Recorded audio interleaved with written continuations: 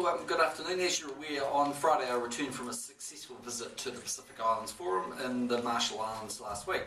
I'm pleased to report that all the Pacific leaders that attended are in great heart, and it was a very productive forum. New Zealand takes its responsibilities in the Pacific very seriously.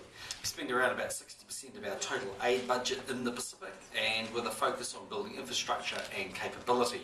And our attendance at the forum, I believe, demonstrates our commitment to the region.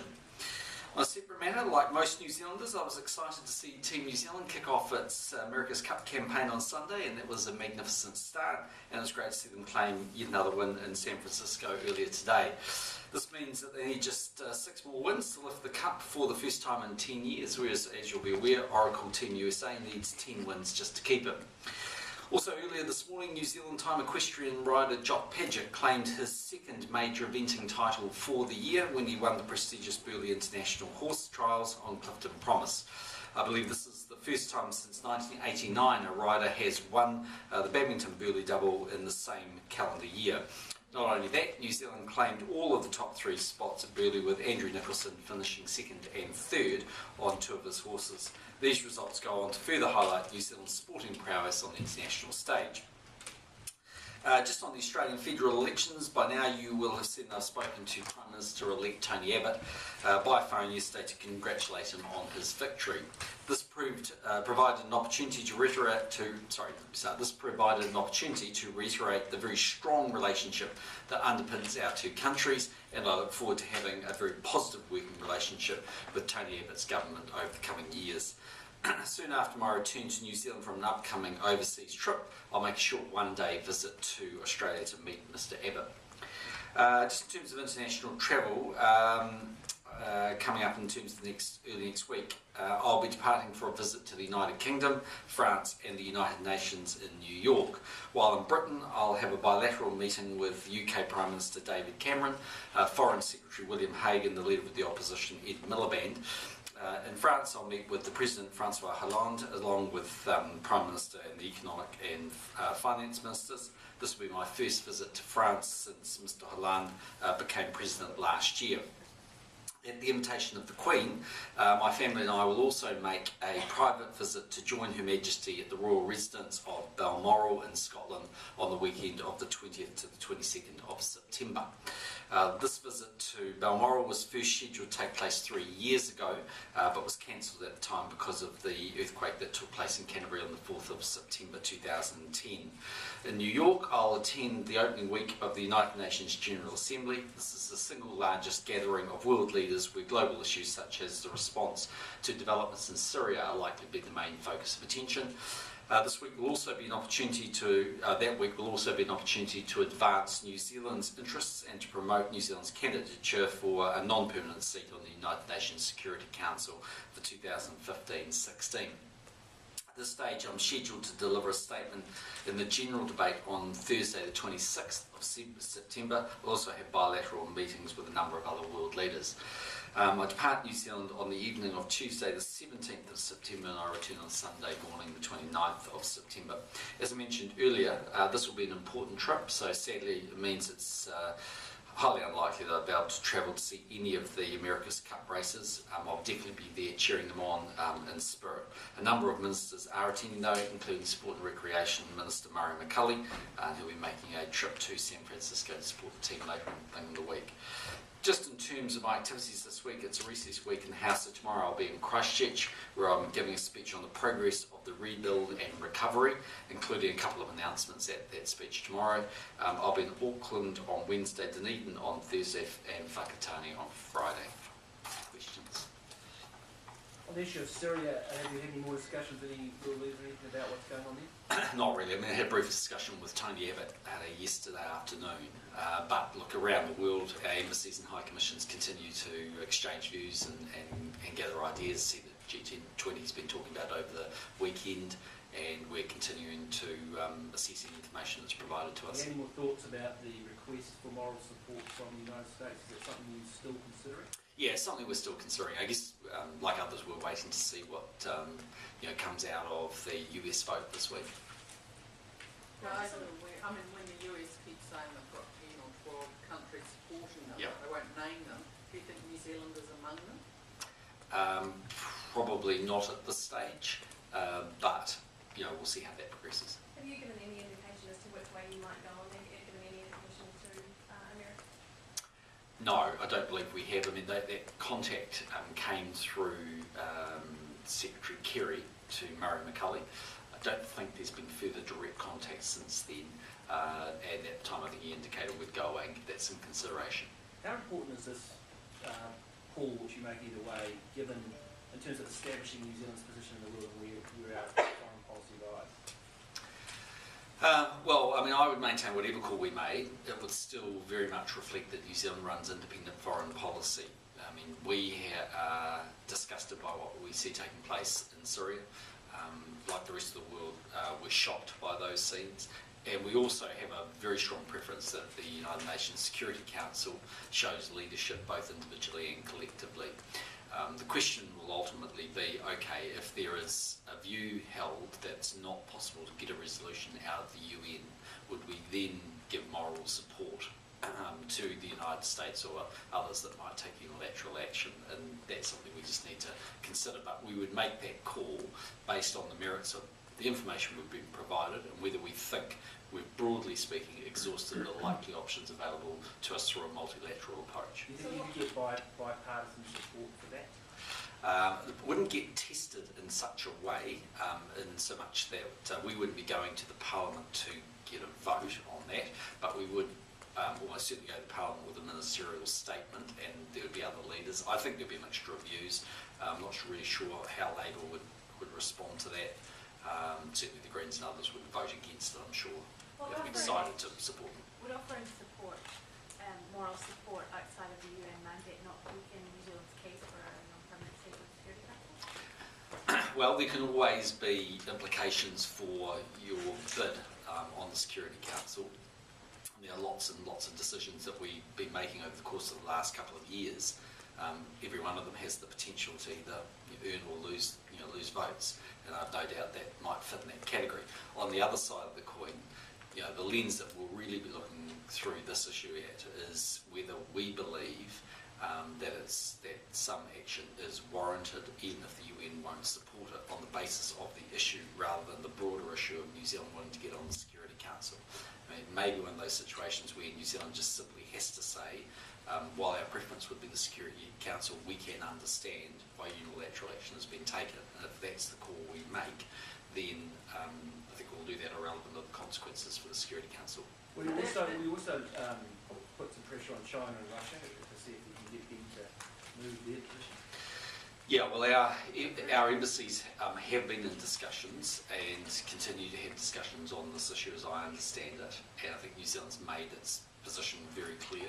The Foreign Minister himself has made a number of statements which have effectively called for the UN Security Council, and we were obviously party to the statement that the Pacific Forum leaders issued last week, which very strongly said both individually and collectively we wanted to see leadership on this issue. So yes, effectively we are doing that.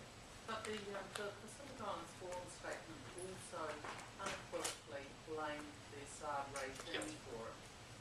On what basis did they reach that conclusion? Well, that was the view of leaders that should be expressed in the communique on the balance of the information that they had presented to them, either collectively or individually. In other words, there's no question, talking to David Cameron and others, they are absolutely of the view that the Assad regime is responsible, and it's not possible for the opposition to have carried out these attacks.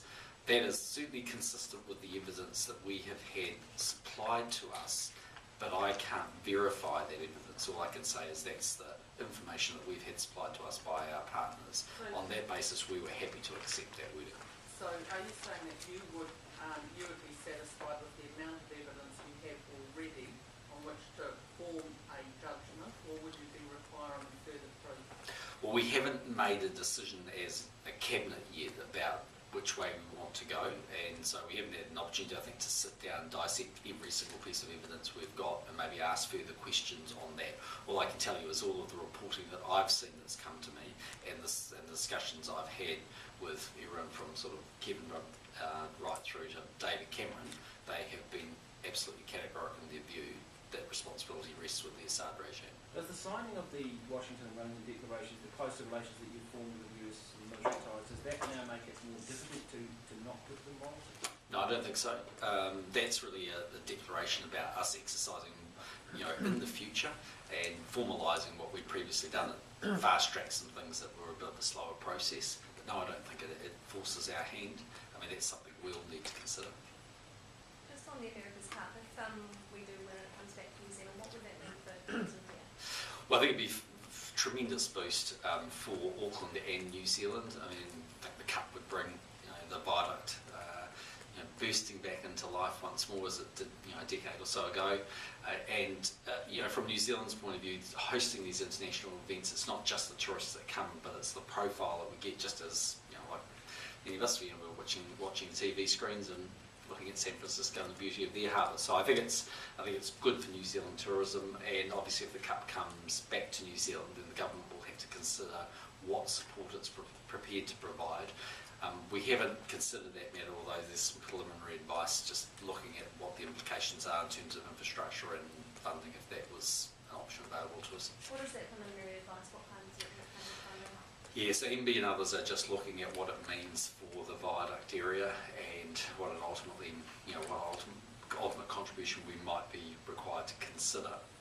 And again, all those things, we don't want to get ahead of ourselves and see our guys win the Cup first, but obviously it'd be sensible for us to at least consider the issue.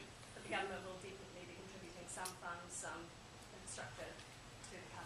Well, I think the better way to describe it is on the basis that they win the Cup, then it's far more likely that we would be looking to make a contribution to another effort, or in this case defending the Cup.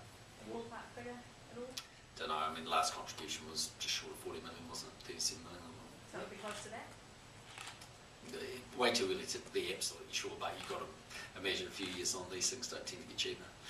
Can you explain the rationale for the winding back of the Royal Sea proposal, and what discussions have you had with other opponent countries? Yeah, so you remember when the proposal was brought earlier in the year, that was I think a special meeting actually. This is the annual meeting that's taking place. So it's true that we are looking at the issue once again, and the real reason for having yet more discussions is that there are 25 members and you need unanimous support. So of course we could just say it's our way or the highway, but the problem with that is that won't progress the issue at all, and people will continue to fish in that sort of wedge that's currently available for fishing in the Ross Sea. So I mean, I think our people are just trying to see whether it's possible that another series of options might find favour with those that reject them. Now, it doesn't mean in the end we'll agree to it. It's not formalised. I haven't actually seen the proposal yet. But I trust our officials to see whether there's a way to navigate through this issue. But you didn't, officials didn't seek support from other countries for the revised draft? Well, I think they're working their way through tentatively to see whether some other options would be acceptable to other partners. Environmentalists are pretty disappointed that it's a tactical mistake and baffling to do it without a support group. What's your response to that? Well, the only other option would be to say we stand fast on our earlier proposal, in which case I haven't seen anything to indicate that those that opposed it last time would change their position. And environmentally, that certainly doesn't take you forward, because we actually accept the argument that there does need to be some change. So, from our point of view, we could stick with the current position we've got, but I just don't think we'll get a resolution on that basis. Should it be permanent as well? Yeah, I mean that's definitely a possibility, but I mean permanent in so much these things are always open to negotiation by the members of the treaty. The police officer who was attacked, Simon Tate, this one this morning said that he was on solo patrol.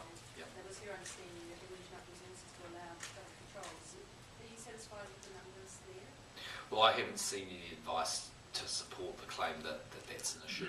I mean, generally speaking, we've added hundreds and hundreds of more police officers over the course of the last 4 or 5 years, 600 I think in total. And we've also given the police a lot more resources to both support their activities when they're out and about, and to ensure that there are more essential policing hours through the technology we've got. So tasers and the likes are there for officers depending on what their duties are, and there's certain there's certainly well-established protocols if an officer feels at risk. So, look, in the end, happy to talk to the Minister of Police about it, but I haven't seen any advice to support that claim. On the issue of LVRs, Yep. I'm concerned that, they haven't even come in yet, but we've already seen premiums being increased on low equity loans. Some fixed rates have gone up as well. The first time buyers are already starting to be hit pretty hard. Well, I think the reason you're seeing a slight increase in fixed rates because the market is building in that they think the Reserve Bank will raise rates over the course of the next 12 months. And that's because they can look at the previous monetary policy statements from the bank indicating that inflation is likely to rise over the course of the next 12 months. Now, it's very low at the moment, 0.7% still. So the bond market always leads actually what's physically effectively happening. So that's not surprising that's there. I mean, look, in the end, all we can do is wait and see whether this policy works. It's been an option that was available to the bank. They made that decision to do that. Obviously, they had discussions with the government, but in the end, they had the independent right to do it. I think it would still be better to have those restrictions in place, as the bank has done that, and to protect the housing market rather than leave it totally unchecked and have a situation where there's a bubble that bursts and those very first home buyers are left with a very overpriced home. So we do have to have proper controls in there, and I think it's inevitable that you will see some changing in the pricing.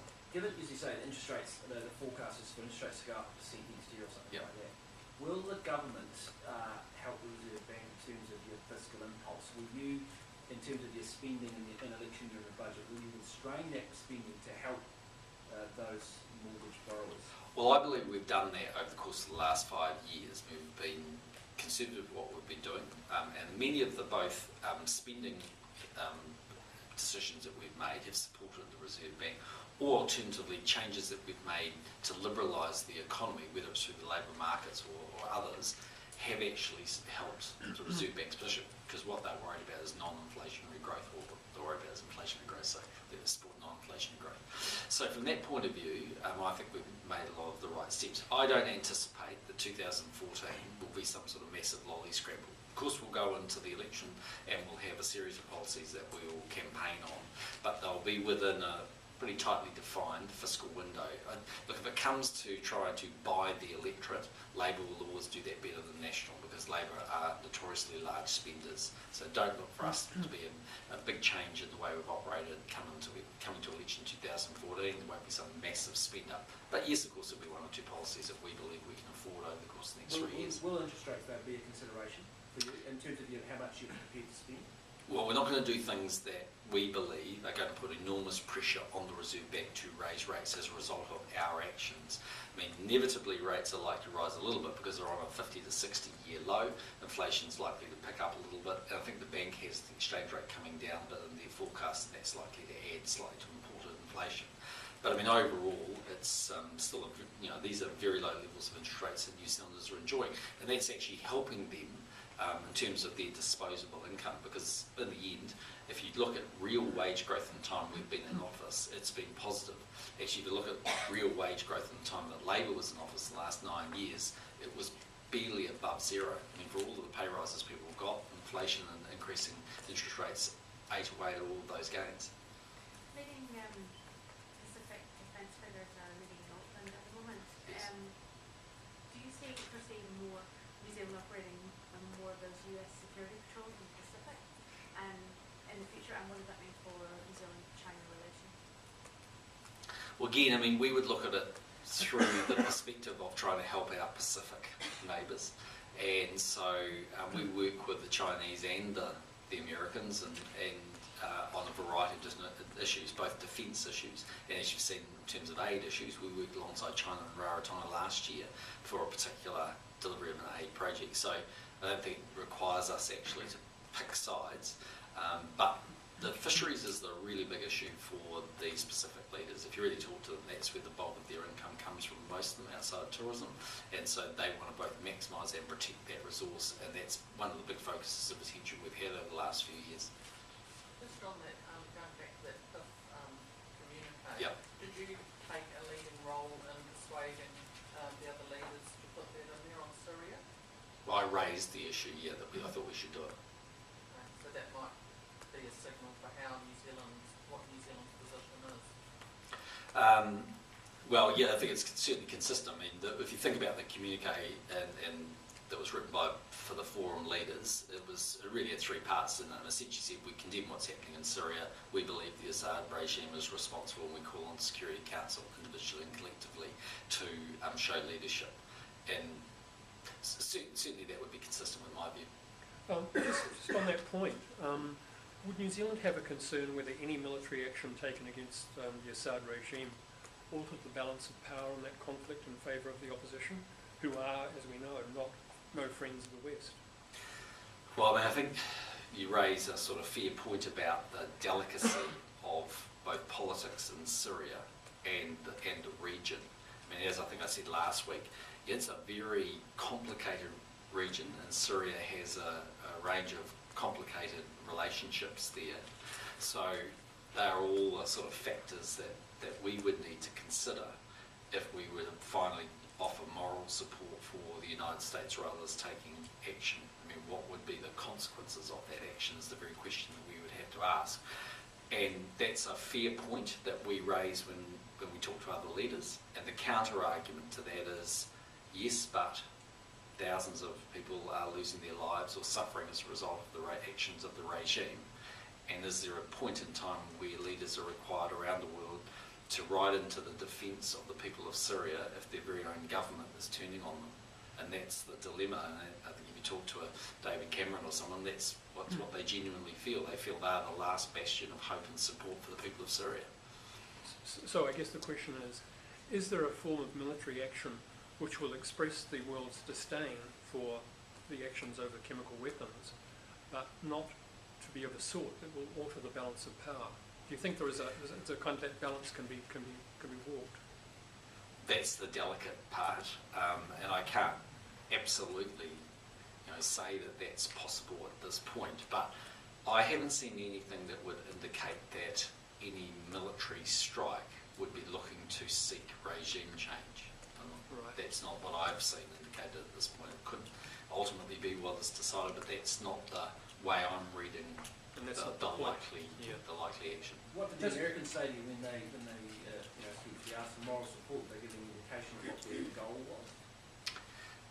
Well, I wasn't privy to that conversation, so I've really kind of only really had it second hand. You probably best need to ask the Foreign Minister. Just on the America's Cup, you mentioned the figure of, I think, 40 million that we put into this campaign, yep. But wouldn't it be considerably more than that for defence, because you'd be also investing in an infrastructure as well as a team?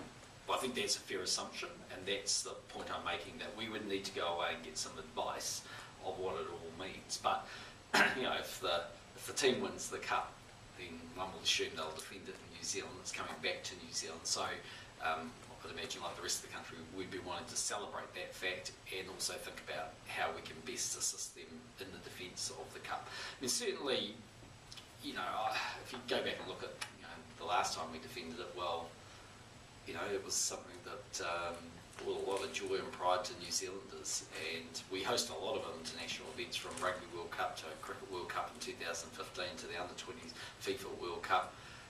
Something like the America's Cup, just putting to one side whatever costs we would have to potentially bear, is highly affordable. Hosting an Olympics, or maybe even sometimes, well, as much as Commonwealth Games, but certainly an Olympics is not. So I don't perceive there to be any fiscal threat that we couldn't actually manage. And in terms of people's expectations, right, you mentioned the last defence, I mean, has something been lost since then? Obviously there weren't many challenges that turned up this time, and visitor numbers were way down and so on. Yeah. But I mean, should New Zealanders kind of tone down their expectations for a defence here if it does happen? Well, I mean, again, it all depended. You can make the case it was different, a decade or so ago. I don't know. I mean, people have been up in San Francisco tell me that, when they've been down the base and things, it's been a pretty awesome atmosphere. So, New Zealanders like yachting, they like sailing, and they love Team New Zealand. So it might be that in a smaller city and in a smaller country where yachting is a big event and a big deal, it just meets with a different response. A National opposed the sentiment of the Labour government committed. So does this make you a fair weather friend of the New Zealand Challenge? No, I mean, we never made a secret of the fact that the 36 million or 37 million that was put in was was done by a Labour government, and B, when we came in, we tested whether it was absolutely cast iron that payment had to be made. You would expect us to do that. We also came in on the back of predictions that unemployment would go to 10%, New Zealand would be in deficit for a decade or more. There were no circumstances under which Treasury thought we would get back into surplus, and there were a lot of New Zealanders saying that giving money to America's Cup was very much in their nice-to-haves compared to giving support to people that might lose their jobs. So I don't make any apologies for that. I mean, that just is the way it is. But as it turned out, we did stay with it. We have paid it, and it is there. We're not debating that point. We're just simply saying what might happen if they win. Was it a good investment after all? Come and ask me if they win. Would you do it if they lost? If they lost, it would be much more difficult for us to put more money in again. You said last week that you would give opposition parties a briefing on Syria. Is that likely to happen before or My- after we come into the city? I think before, my understanding is foreign ministers working with other leaders to organise that. So you don't have a date for it yet? I don't have a date, but I know he's working on it. Are you aware of any other Commonwealth Prime Ministers that have been Balmoral to stay? Commonwealth Prime Ministers. No, I can't think of any. I mean, obviously, David Cameron as a British Prime Minister goes every year, but no. So why do you think you've been chosen? Don't know. I mean, it's obviously a great thrill to be asked to go. I mean, we're looking forward to it. It's a highly unique event, and it's going to be an amazing opportunity, and it's great to have the family there. I mean, the first time we were invited was just Brona and I, but when I went to see the Queen last time, she asked me if we'd like to come back, and we'd like to bring the children. Anything in particular you'll raise with her, the flag or anything else? Oh, look, I'm sure there'll be 2 days of discussion, so there'll be lots of things that she'll want to talk about. Just in terms of your meeting with Tony Abbott, why do you feel the urgency for it, given we'll probably see him at APEC in a few weeks' time anyway? Yeah, I mean, I suppose you describe it. I mean, look, urgent might be rushing over this week, and he hasn't been sworn in, and may well not be sworn in this week. So, I mean, it just sort of fits in within the timing. But this is our most important relationship. It's a relationship that is so incredibly multifaceted.